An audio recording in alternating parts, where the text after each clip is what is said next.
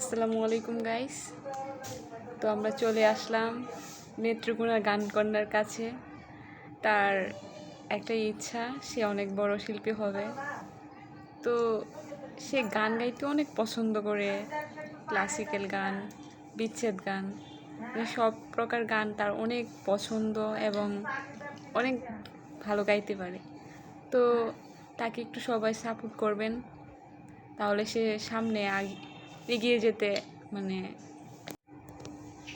উৎসাহ পাবে। তো তার গানটা এখন শুনি। তো নেত্রকোনা গান কন্যা, তোমার গানটা শুনি তাহলে, বলো। অবশ্যই।